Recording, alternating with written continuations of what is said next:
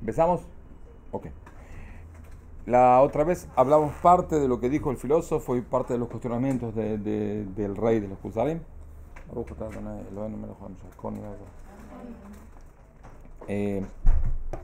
Apago esta porquería, discúlpeme. Reloj tengo. Bueno.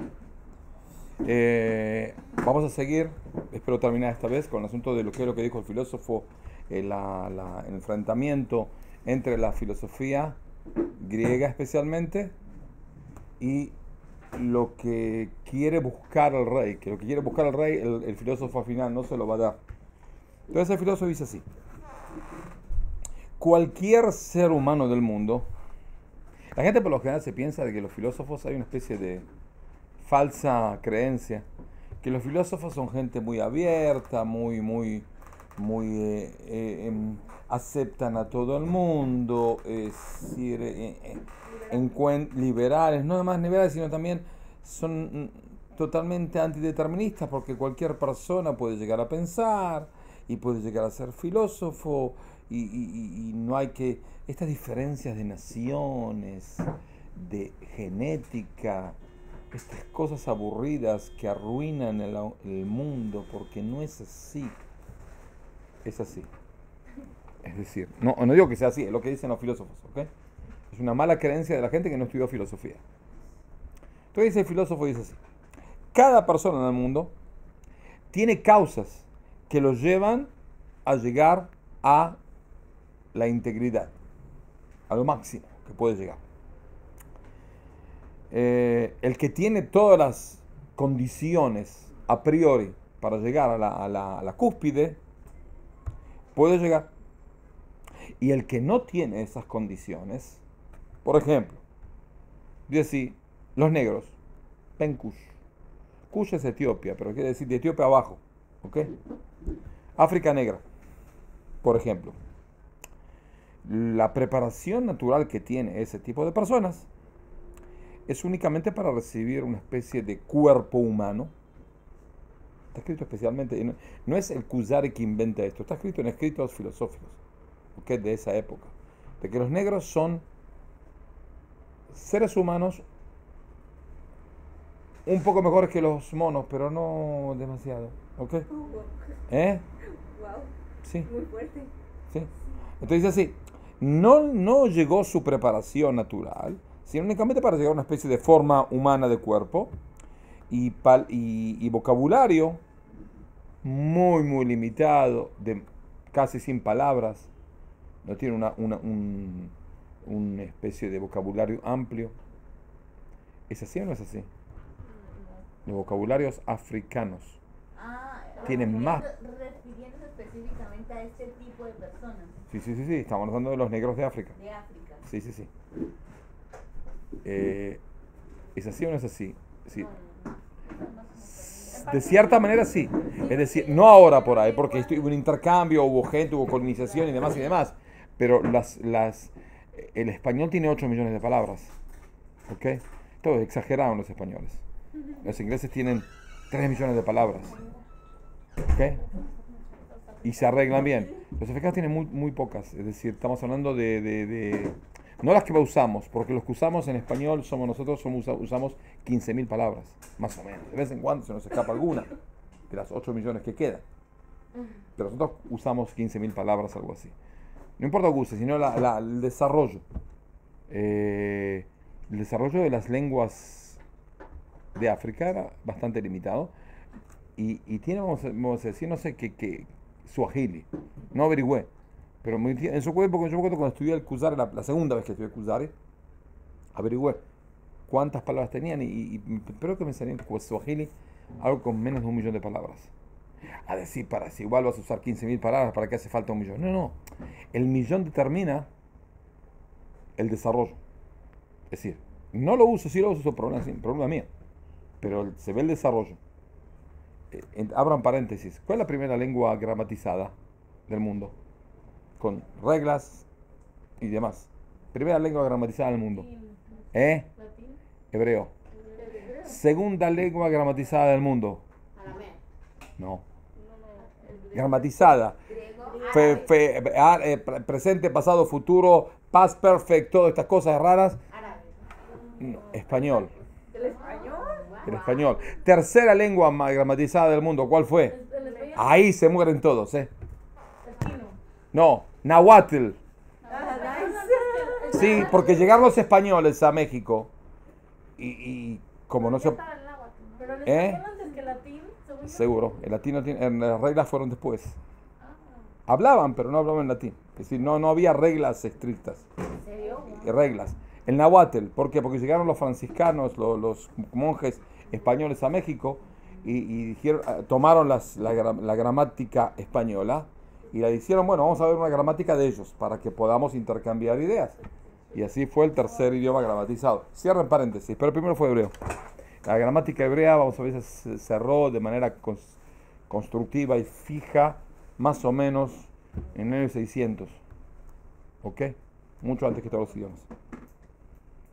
Volvemos al asunto de los negros. Entonces, sí, no tiene condiciones para... Tiene condiciones para eso.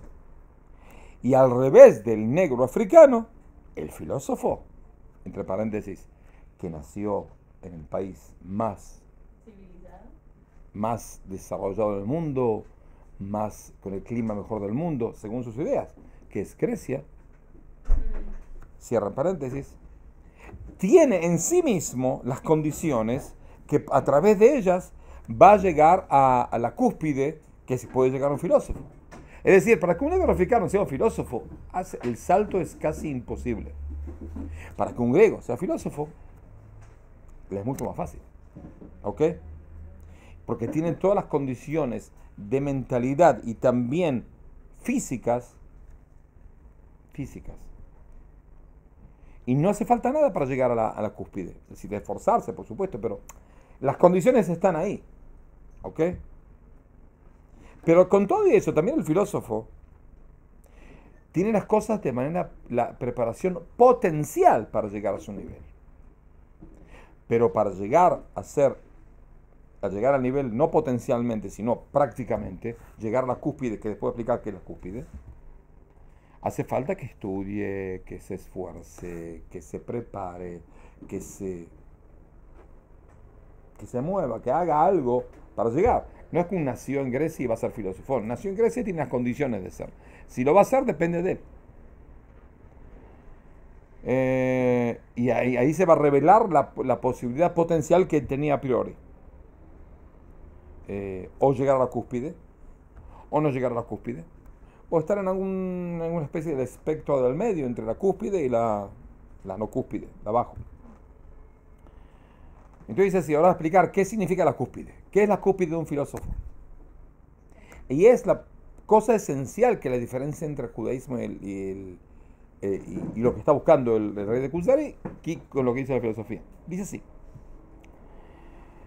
Una persona que llega a la cúspide, llega a la integridad que él tiene que llegar, tiene sobre sí una luz divina, que se llama Asegel Apoel.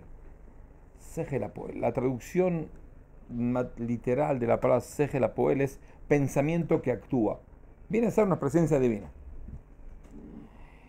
Que esa presencia divina significa que mi entorno, mi pensamiento humano se une con el pensamiento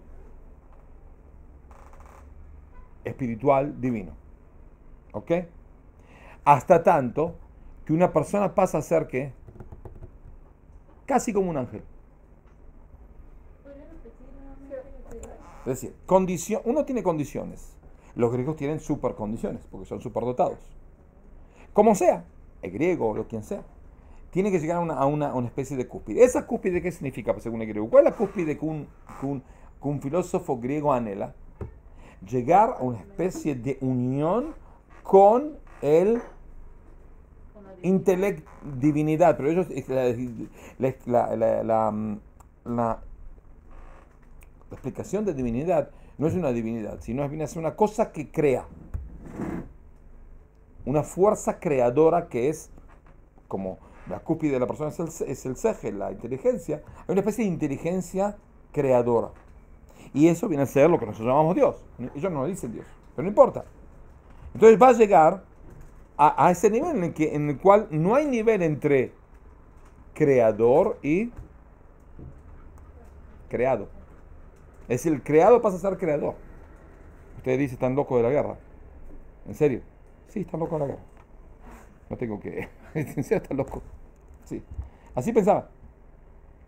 Entonces dice sí, que una persona, esa persona que llega a ese nivel, sus miembros, sus manos, sus piernas, todo, ellos hacen las cosas de manera íntegra. De manera íntegra. Hasta tanto, que cuando ese nivel es el más alto nivel que una persona puede llegar. ¿Cuándo? Cuando su alma se purifique. Su alma se purifique. ¿De qué se purifica? De las dudas. Es decir, dice así el filósofo. ¿Cuál es el problema que lleva a la persona a no llegar a la integridad? Las dudas. Dudas sobre cómo el agua, de qué tiene el agua, en qué está compuesta el agua. ¿Qué es lo que pasa cuando yo tomo el agua? ¿Qué pasa? Esófago, vientre, ¿qué pasa? ¿Cómo después uno, no sé si ustedes lo hicieron, pero orina? ¿Cómo llega? ¿Por qué? ¿Cuándo? ¿Dónde? Son dudas que carcomen la posibilidad de la persona de ser íntegra. Al llegar a sacarme todas esas dudas, tengo todo claro, yo lo tengo todo absolutamente claro, sé todo. En el momento de ser todo, ¿qué paso a ser? Un poco menos un ángel, es así. Es decir, estoy junto con, hasta tanto que ya no hay nivel entre el creador y creado. ¿Qué es un creador? Un creado que las sabe todas, no tiene ninguna duda. Es decir, si la duda me carcome o la duda me impide elevarme, me saco las dudas a través de estudios intensos y muy profundos y preguntar las preguntas que debo preguntar, no quedarme con ninguna pregunta y profundizar hasta donde llegue. Voy a llegar a un nivel en el cual voy a saber todo. Y al saber todo, paso a ser Hashem, más o menos. Algo así.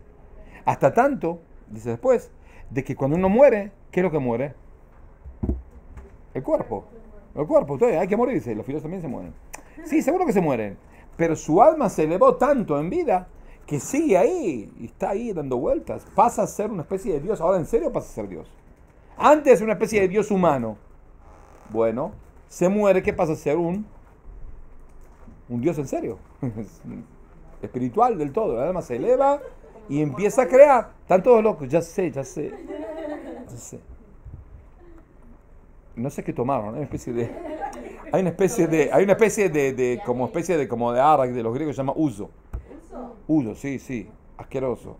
No importa. ¿Eh? Sí, lo tomé, digo, por ahí me hago filósofo, no de nada, no funcionó. No. ¿Sabe cómo el arak? Está rico.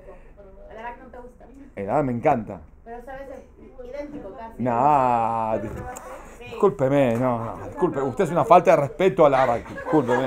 Es como un anís más como suave, ¿no? Es más suave que el arak. Está hablando usted de tesiur de arak. Es un asunto esto. No me compare el uso con el arak, disculpe, nada que ver. Seguimos. No sé, por ahí, no sé qué les pasaba a esta gente que pensaba así, en serio. Que uno se muere y pasa a ser Dios. Que uno se muere y no se muere porque el alma sigue, eso sabemos. Es la trascendencia humana. De aquí a decir de que como sé todo, ¿qué sé todo? Todo lo que no sabía. Todo lo que pienso que no sé. Es decir, pienso que una persona que tiene 10 dudas, responde sus 10 dudas, no pasa a saber todo. Pasa a saber las 10 dudas que ese niño no sabía. Pero, es decir, no, una persona que vivía en una jungla en el Amazonas, yo le llego a decir, señor, ¿usted entendió el asunto de Pitágoras? No, pero no le carcome nada, no le importa un pepino a Pitágoras. Entonces no tiene ningún problema con Pitágoras. Yo le explico, no me explique porque no lo necesito. Él no sabe todo. Él no quiere saber todo porque todo es limitado. ¿Entiendes? Todo es limitado. Es lo que yo necesito saber porque me cuestioné a mí mismo y no tengo una duda. Nada más. ¿Ok? Todo es limitado. ¿Qué? Todo es limitado. ¿Qué pasa? O sea, ¿cómo que todo es limitado? Todo es limitado. ¿Qué significa? Todo es lo que yo pienso que es todo. ¿Ok? A los griegos al no saber al no saber que hay un átomo, por decir, los griegos no sabían que había átomos. Entonces sabían que había neutrones, protones, electrones. No. ¿Les importaba? No. ¿Por qué? Porque no sabían que había átomos. ¿Entonces sabían todo? No. Y dentro de 100 años va a haber 1000 cosas que nosotros no sabemos. Y nosotros pensamos que lo sabemos todo. No, sabemos todo lo que está en nuestro marco, no en todo. La realidad es un poco más complicada de lo que uno piensa. ¿Ok? Si le decías a una persona en Europa que no sabía que existía el continente americano, le decís, discúlpeme, ¿por qué la ruta panamericana no pasa de Panamá a Colombia? ¿Sabe que no pasa? ¿Por qué no pasa? Porque hay una jungla ahí terrible, se llama la jungla de Darién. No se puede pasar. No se puede pasar, es un barro terrible. Entonces no lo hicieron nunca, se puede hacer, pero hay que reforzarse demasiado, no nadie quiere hacer. Entonces ningún europeo se cuestionó y se levantó a las 2 de la mañana, todo transpirado con sudor frío. ¿Por qué la ruta panamericana no llega? ¿Por qué? Porque no sabía que había América. ¿Entiendo? Entonces no se preocupaba. Dijimos así, dice el filósofo, yo sé todo, al saber todo, paso a ser un Dios que sabe todo. No, infeliz. Pasas a ser un ser humano que tenía 10 dudas y las cuestionaste y las respondiste, según lo que tú piensas que es una respuesta. Y por ahí tu respuesta no es la verdad, ¿ok? Dice así. Entonces una persona pasa a ser parecido a un ángel, un poquito menos que un ángel, por lo menos tiene un poco de humildad. El filósofo dice, ¿sabes qué? Lo máximo que se puede llegar es un poco menos que un ángel. ¿Ok? Porque un ángel no tiene cuerpo, entonces esa persona pasa a ser una persona que no tiene cuerpo. Una pregunta, ¿cómo contestaban los filósofos sus dudas si no tenían, o sea, de dónde sacaban? Cuestionaban, preguntaban, no aceptaban algo como así es. No existe la respuesta así es. Preguntaban, verificaban por qué tal cosa funciona, la abrían en el medio de la panza y decían esófago, intestino, sigue, pasa. Le abrían el intestino, tome agua, pero quiero ver cómo pasa. Te lo tenía abierto, ¿ok? Y demás. Intentaban, con los medios que tenían, pero lo intentaban, por lo menos está bien que lo intenten, no hay ningún problema.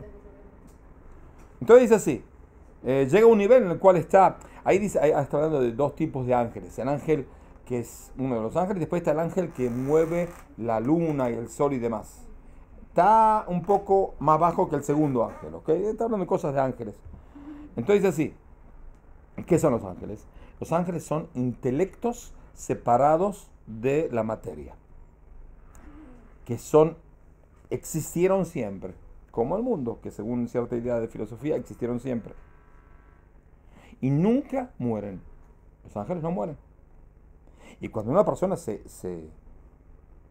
mezcla es decir, llega a un nivel tan alto que ya pasa a ser uno de ellos, entonces no va a sentir nada en su muerte.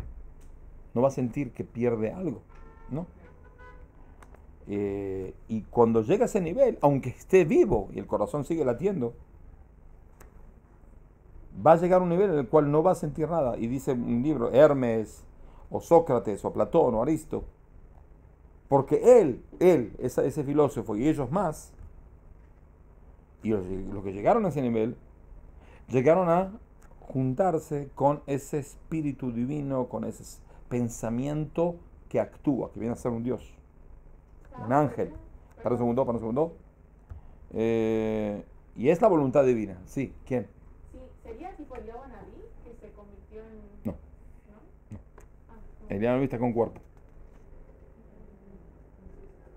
Sí. Eliyahu Naví llega acá, y si hay 9 y Eliyahu Naví, se dice Kadish. No. Él está en un cuerpo. Fíjense en la enciclopedia Talmudit, en el primer tomo, segundo tomo, Eliyahu. Está todo. Según, ¿sí? Un cuerpo y alma. Es creer o reventar.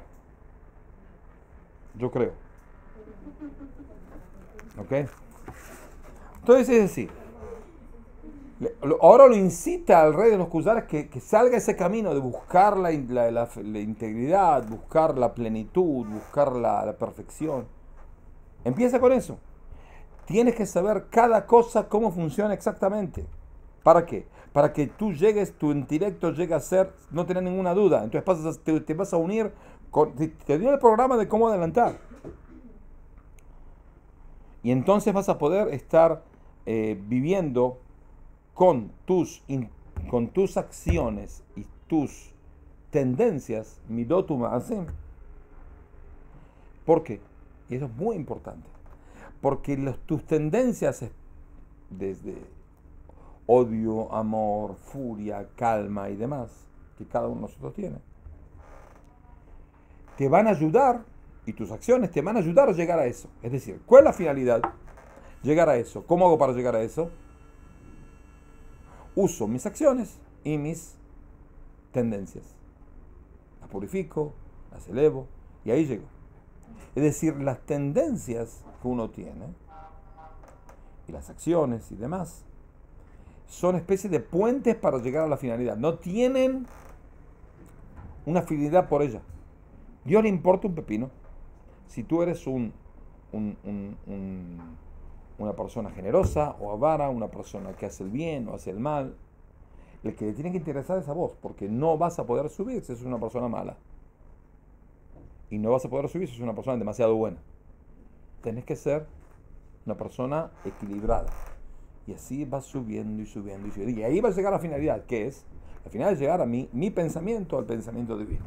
Todos los demás son especies de ¿cómo se dice? Ayudas para llegar a eso. No es mi finalidad. Mi finalidad no es trabajar a un Dios. Mi finalidad es juntarme con Él. ¿Cómo me junto? A través del intelecto. ¿Qué es lo que ayuda al intelecto? Buenas acciones, equilibrio espiritual, equilibrio emocional, equilibrio de... Eso es lo que ayuda. Pero la finalidad es apegar al intelecto. Nada más. ¿Ok? Y entonces vas a llegar a ese nivel. Sí.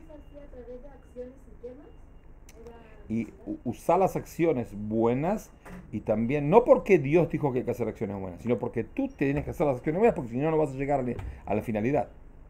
Y entonces vas a llegar, usas las tendencias para llegar a la humildad, para llegar al ¿cómo se dice?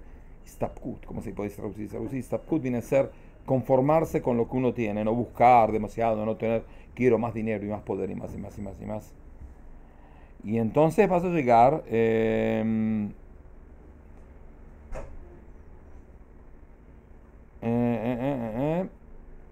y vas a rezar a ese Dios. Pero no para que te dé un bien o para que no se enoje contigo, sino para que tú puedas apegarte a Él, para que tú puedas elevarte. Tú rezas, el rezo, la finalidad del rezo que es, no es la comunicación con Dios, sino mi purificación. Es decir, el rezo no es un trabajo divino. En la Torah está escrito trabajas en Dios con todo tu corazón. ¿Qué es todo tu corazón? Con la tefila. El rezo es un trabajo divino. Y el filósofo no, el rezo no es un trabajo divino, es un trabajo para ti. Te ayuda a ti a elevarte. Porque Dios le importa un pepino tus rezos, no te escucha, y no te va a dar lo que te pides, y no te va a ayudar en ningún lado. Pero sí te va a hacer bien a vos. Cuando haces un buen rezo, te vas a elevar, vas a sentirte bien, y es un camino que después te va a llegar.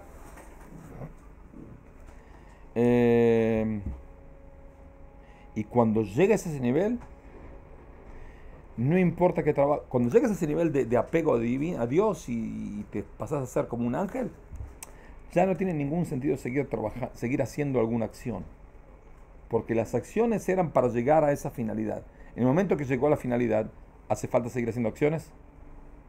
No. ¿Hace falta ser un buen tipo? Pues ya lo eres, ¿no? Ya lo soy. Al ser, tengo un título. Al tener el título, es decir, según el filósofo, uno, primer título de universidad, segundo título, doctorado, profesura. Llegué. Entonces tengo que seguir guardando los resúmenes de la primera clase antes de la universidad, de la secundaria. No, la tiro. ¿Por qué? Porque no necesito. Vamos acá. Ya llegué. Ya me apagué a Dios. Apegué no a Dios, a una especie de espiritualidad divina. ¿Qué te llevó a eso? También las buenas acciones, también las buenas tendencias. ¿Las necesitas? No, ya llegué. Entonces, ¿qué puedo hacer? Volver a ser un perro degenerado. ¿Por qué? Porque no necesito. Yo ya tengo tengo el papel. Tengo el papel de apego. Ya no, tengo el título. Ya no necesito. ¿Ok? Ah, pero entonces, ¿qué pasa? Si cada uno que llega deja de hacer las cosas buenas, ¿qué pasa con la sociedad? Se destruye. ¿Por qué? Porque este empieza a robar y otro empieza a asesinar. Porque ya tiene papel. Pero para que tengan entendido qué significa papel. Había uno que estaba un poco loco, le agarró una crisis psiquiátrica, estuvo internado un año, pastillas, esto, el otro, tratamiento, salió más o menos equilibrado y era un papel. Ministerio de Salud de Israel certifica que la persona tal y tal no está loco. Ya no está loco. No está loco, no está loco. No, ya no está loco. Entonces sale a la calle y le dice, che, ¿usted está loco? No. ¿Y usted? Tampoco. ¿Tiene alguna prueba de que no está loco? No, ¿por qué tengo que tener una prueba? Yo sí, tengo un papel. Sí. Él tiene el título de filósofo, él importa un pepino. Pero ¿qué pasa? No es algo bueno de que cada uno haga lo que quiera, ¿no? ¿Y qué hacemos entonces? Es decir, en un país que son todos filósofos, ¿qué pasa? Nos matamos entre todos. ¿Qué hacemos? Entonces, bueno, hay que inventar alguna religión. Inventamos una especie de... ¿La religión cuál es? ¿Qué es una religión? Una especie de, como se dice en latino, modus vivendi, una forma de vida para que no nos matamos y seguimos elevándonos. Es decir, yo estoy elevado, no quiero, si yo llego a matar, como que la verdad quiero matar, y quiero robar, porque es lo que quiero, porque yo tengo el papel de que soy filósofo. Entonces, el otro también va a tener un papel, me va a matar a mí. No, queda mal, eso va a terminar mal, vamos a hacer un arreglo. Está prohibido matar. ¿Quién lo dijo? Arreglamos entre nosotros que está prohibido matar. Es decir, la religión pasa a ser una especie de convenio mutuo de la sociedad para poder vivir y no matarse unos con los otros. ¿Ok? Sobrevivir. Ah, seguimos elevando, no, porque somos filósofos todos y estamos súper elevados, pero ¿cómo hacemos para no matar? Para no robar, para no asesinar, para no hacer daño, para no hacer... Y bueno, hace falta una especie de reglas. Inventalas, no hay ningún problema. ¿Hubo alguno que lo hizo eso? ¿Que inventó una religión para no matarse? Religión. No país y no constitución o no leyes, porque eso lo hacen todo el mundo. Religión. Está faltando si hay solo una religión. No, si hay una religión en el mundo, alguien lo hizo alguna vez, una especie de religión, que dijo, la religión es, yo hago una especie de religión, que la finalidad es que no nos matamos entre todos. No porque pienso de que está bien, no porque algún dios se me reveló. ¿Hubo algún loco que hizo eso? Que lo dijo como religión, no como Estado. El Estado decreta una ley. No, una religión. Yo soy un filósofo, un pensador y pienso de que sería muy bueno hacer eso. Confucio, o en chino Confuche. Confucio, que es la religión antes de la revolución china, de la revolución comunista en China, era la religión más propaganda en China. ¿Ese viejo pienso y luego existe? No. Peor que Confucio. Sí. Entonces, como sea, Confucio nunca dijo se me reveló una imagen. No como Buda. Buda dijo me elevé y escuché una voz. Bueno, está bien, no está loco. Tomó algo, no tomó algo, no durmió bien de noche. Bueno, no importa. No, Confucio dijo ni.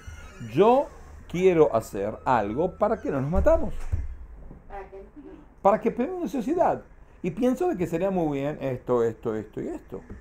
Y esa es la religión. Él nunca dijo tuve una revelación. No tuve ninguna revelación. Yo pienso que es lo más cómodo para todos que no nos matemos. Que comamos arroz con palitos.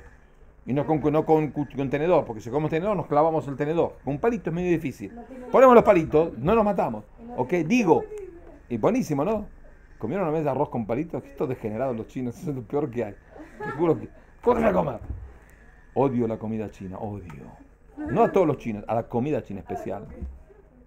Me invitaron hace 2 semanas, un brindis en el trabajo de mi esposa por un puesto que tiene, yo qué sé, me invitaron. invitaron comida china. Qué horrible, por Dios. Qué rico. Así salieron los chinos, pobres. Tanto que sufren, tanto que se les achican los ojos. Una pregunta, ¿esa religión, la finalidad de la religión fue creada para eso? Sí. Sí, está escrito.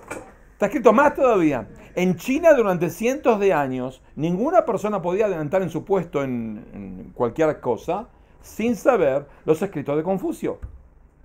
Por eso Confucio en sus libros, ¿qué es lo que dice? Que es muy importante respetar y aceptar las decisiones del César, del César chino.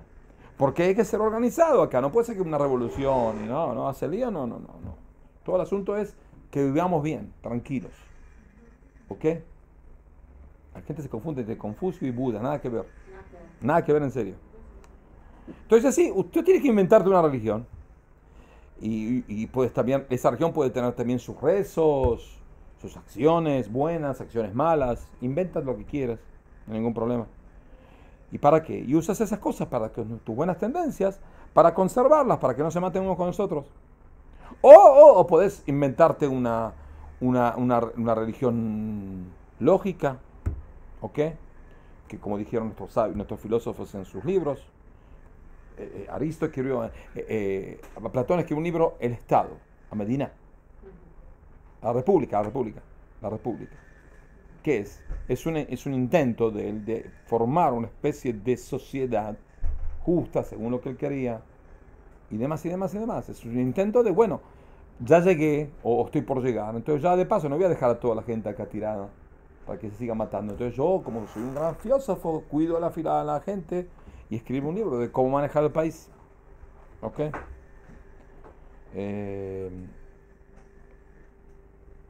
Y así vas a llegar a qué?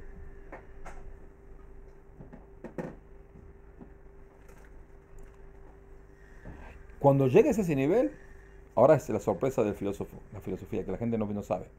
Cuando llegues a ese nivel de apego a Dios, al final puede ser que llegue una especie de revelación divina. Es decir, el pensamiento creador, que es lo que te apegaste, te va a decir algo por ahí. Es decir, reconocen de que hay una posibilidad de profecía. Ese es el problema. Y eso es lo que cuestiona el rey. El rey ahora le va a cuestionar. Digo una pregunta. Ahora un segundo. Pienso que yo te pregunté algo y vos dijiste otra cosa. Yo quería trabajar a un Dios. Y hice tal cosa. Vine a dar clases a Mojonova, por ejemplo. Y viene el sueño y me dice, David,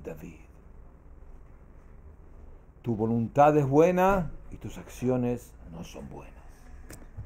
No vengo más a Mojonova. Y después hizo otra cosa, y siempre escucho la voz. Quiere decir que hay una cosa que se llama acciones buenas. Y tú me dijiste que las acciones me importan un pepino.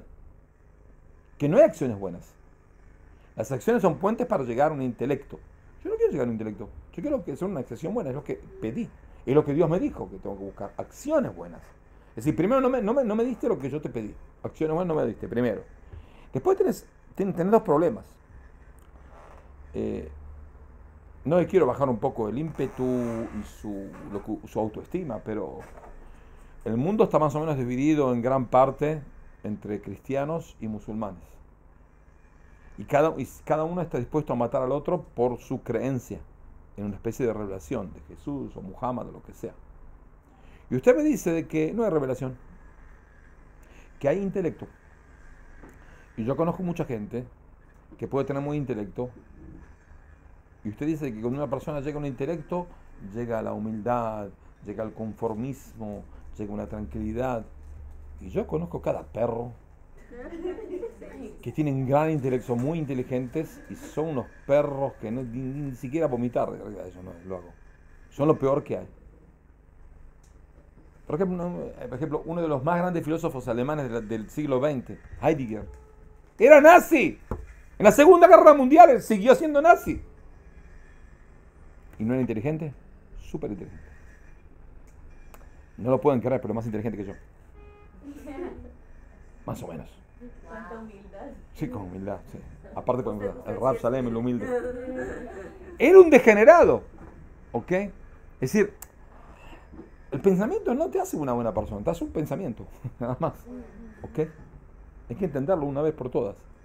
Los nazis no eran ningunos estúpidos. Ni prácticos, ni ideológicamente estúpidos. ¿Ok? Entonces, mismo así, tú me dices de que lo esencial es el desarrollo de las ciencias, el desarrollo de tus cuestionamientos y dudas. Que te quedes sin dudas, que te eleves, te eleves, te eleves.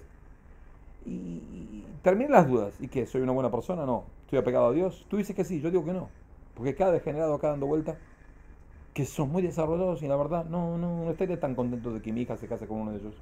La verdad, no. ¿Ok? Más todavía, le dice, con un poco de humildad, ¿cuántos filósofos hay en el mundo? Ustedes son 5 gatos locos. Y el mundo está lleno de cristianos y musulmanes. ¿Son todos estúpidos? No. ¿Están dispuestos a matar o morir por sus creencias? Sí. ¿Usted está dispuesto a matar o morir por sus creencias?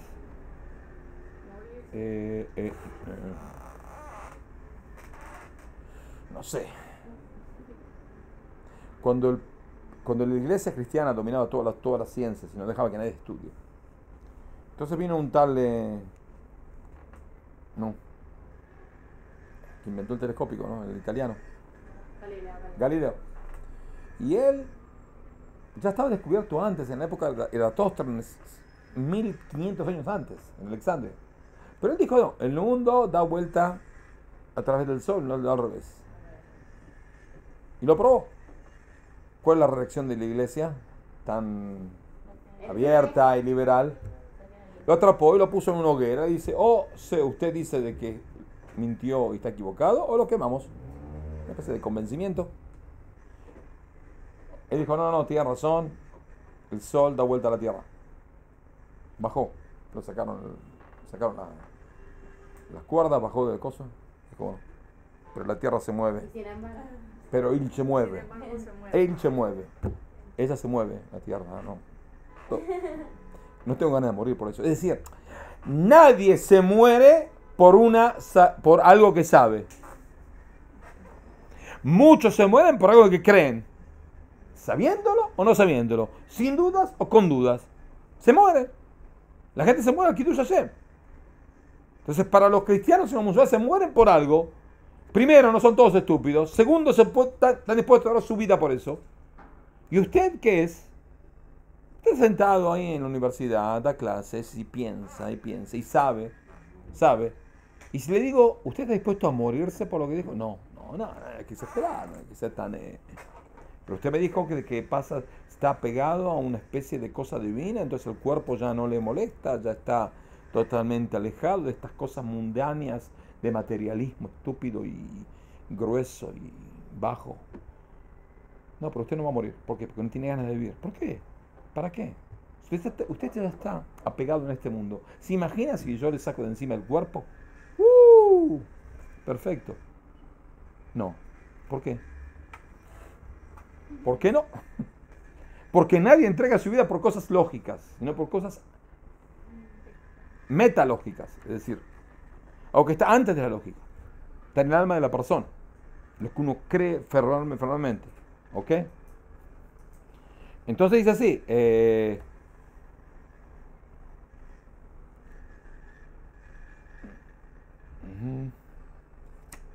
Esta es el primer cuestionamiento. Es decir, el primer cuestionamiento fue un asunto de que numéricamente ustedes no son demasiado.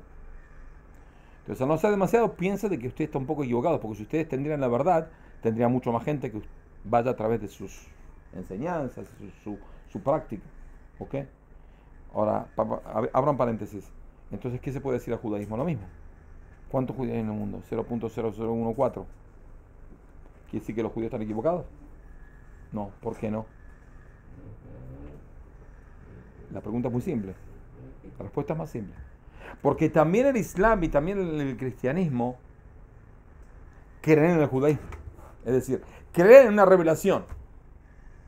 Cada uno después dijo, no, Dios al final se dio cuenta de que los judíos son una porquería y cambió. O trajo a Muhammad, que Muhammad anuló las demás religiones. ¿Ok? Bueno, está bien. Pero creen en el judaísmo. Es decir, el judaísmo cuando existe, es el judaísmo más el islam más el cristianismo. ¿Ok? en el sentido de que hay una revelación. Hubo una revelación. ¿Qué pasó después? Para mí quedó lo mismo. Para los musulmanes no, pero ellos reconocen como una revelación. Sin embargo, según la filosofía, no hay revelación. Ahora, la cuestión especial, que bueno, eso vamos a terminar con el filósofo, que me tiene repodrido ya. Más de 2 clases por filósofo, me parece demasiado. Yo, la verdad, cuando estudiábamos en Mercaz Arab con el Rav Zuckerman, el filósofo nos llevó, yo qué sé, 6 clases. Nos mató. Fíjense, abran por favor ¿cómo se dice? Lo que escribió Sócrates en el segundo dicho del público en la ciudad de Mongo Parulo. Ok, y abran acá y fíjense acá, tenemos que anotar todo. El segundo cuestionamiento, sí, el segundo cuestionamiento del repo, eso no acepta la filosofía, dice, una pequeña pregunta. Usted me dijo al final de que cuando uno llega, puede llegar a escuchar una especie de revelación. Si usted acepta de que existe una revelación, ahí lo atrapé, ahí usted cayó. ¿Por qué? ¿Me puede demostrar un solo filósofo durante cientos de años? Cientos de miles de personas se ocuparon de filosofía. Alguno que otro, según lo que usted dijo, llegó a ese nivel. ¿Usted me puede mostrar uno que tuvo una revelación, un minuto? ¿Tiene uno para mostrarme?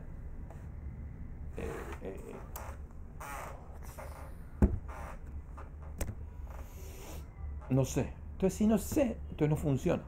¿Ok? Si yo puedo decir que yo abro la ventana y vuelo, mientras no lo haga, no hay ningún problema que diga estupideces. ¿Ok? Pero no puede decir un ser humano vuela, porque no, volamos. Si traigo una prueba de que hubo un tal que se tiró acá y voló y llegó hasta el Tajaná Marcasí planeando, ahí la verdad me complico la vida, porque hay 8.000 millones de personas y hay una posibilidad, una de 8.000 millones de que vuelen. Bueno, ok. Pero usted no me puede decir una cosa que es una cosa un poco rara, la verdad, discúlpeme, y no tiene una sola miserable prueba de que existe, de que puede. Porque decirme que yo estoy apegado y contarme el cuento de que usted es pegado, por ahí en serio está pegado, o por ahí se bajó 1 litro de uso y se piensa que está pegado. No está pegado, está borracho, ¿ok? Que no me vaya a contar a mí. Es decir, si usted no tiene una prueba de que alguien que llegó, si a Platón dicen yo llegué a ser Dios, ningún problema. Aristo, no hay problema. Pero usted me reconoce de que ni a Platón, ni a Aristo, ni ni el otro llegaron. Entonces no escucharon una voz, una revelación. Entonces quiere decir de que no funciona. Pero no funciona numéricamente, pero tampoco funciona también particularmente. Ni siquiera tiene uno solo que llegó a contarlo, que tiene una revelación. Quiere decir de que usted me da un programa, me invita a hacer ese programa, a elevarme, y al final, entre nosotros que se quede, no lo cuente a nadie, usted me está vendiendo una mentira. Porque al final nadie llegó. Y con nadie llegar, usted no puede hacer un curso de ser humanos que vuelen. Porque no hay ningún ser humano que voló. ¿Ok? Entonces no me venda a vender el curso en cuotas, por supuesto, ¿no? Todos pagados antes de la prueba. Tiene que pagar antes de que usted se tire, tiene que terminar de pagar todas las cuotas. De cómo volar, porque nadie voló. Ok, no, por eso no le va a pagar nadie. Entonces dice, usted no me venda algo que nadie llegó. Entonces, al ser algo que nadie llegó, y aparte entre nosotros, que entre nosotros son tan poca gente ustedes, si la influencia de la filosofía es abismal, en serio, en muchas cosas, pero no en la teoría. En la teoría, no, y tampoco en la práctica, porque al final no llegaron a formalizar nada que llegó a dar razones al mundo de qué vivir, o el por qué vivir, sino eran cosas más abstractas que estaban dando vuelta por acá para allá. ¿Entendido? Terminamos con los filósofos. Me saqué encima los griegos. Apague esta porquería, por favor.